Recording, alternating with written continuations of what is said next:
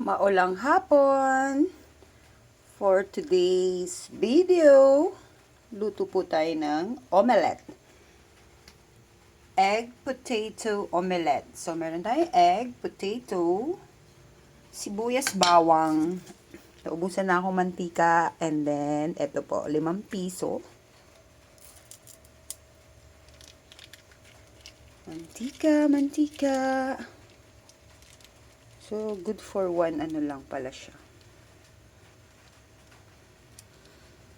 So, tipid tips para lang po sa ating lunch today. Sabay na yung sibuyas bawang.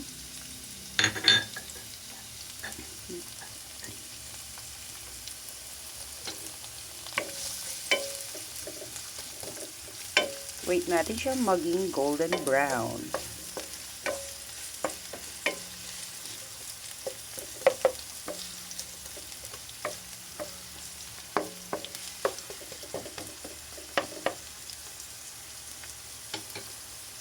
Yung egg po, nilagyan ko na yan ng asin.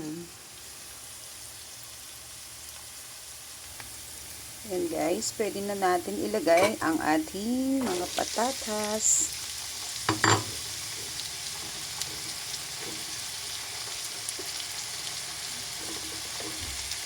Mas masarap din ito kung meron siyang bell pepper. So, since tipid tips nga po siya, so pwede na din niyang puro patatas lang.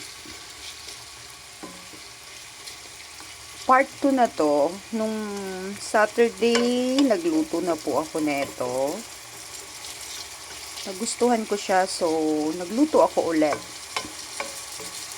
Tapos partneran ko na lang siya ng noodles.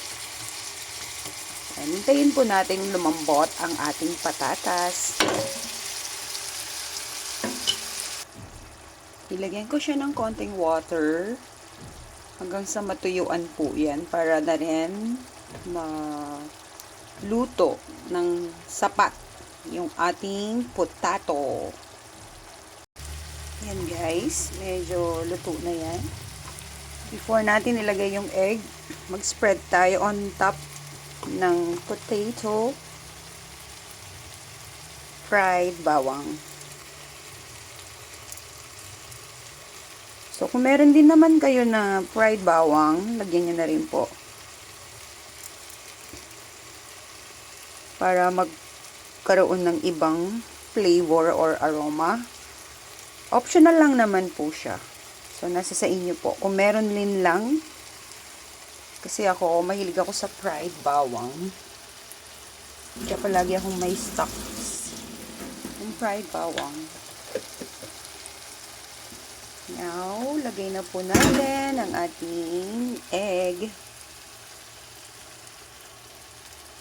Puntahan sa gilid para mag-form.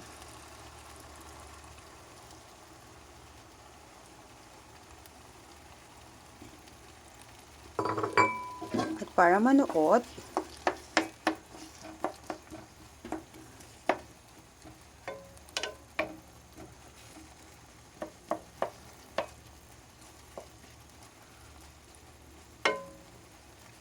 tapos yung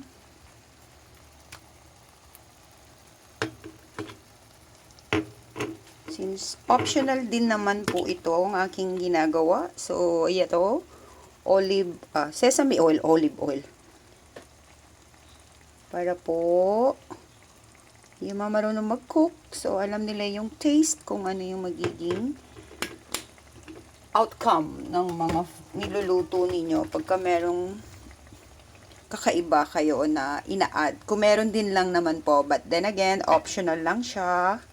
So, cover natin hanggang sa maluto on top.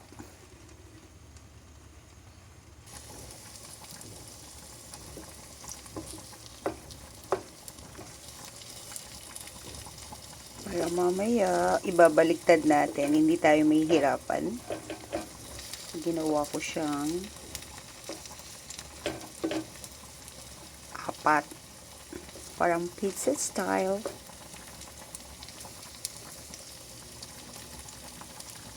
Ang bango niya. Alam mo yung amoy ng sesame oil.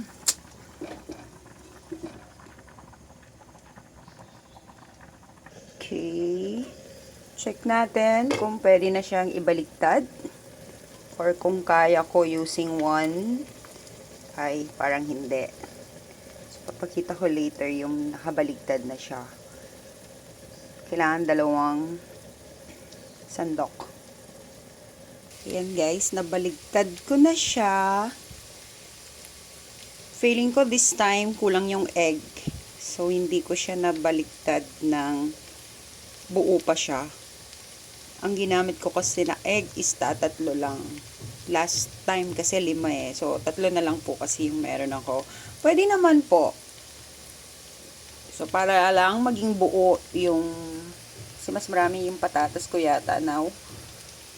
Yun lang guys. Hindi lang siya perfect yung hindi lang siya buo. Pero pwede na yan. Luto na yan guys. Thank you for watching. Sana try nyo. Super delicious. Kaya inulit ko po yung paggawa ko. Not that so perfect, pero pwede na. Good afternoon. Thank you for watching. Laylugaw Queen. Bye-bye.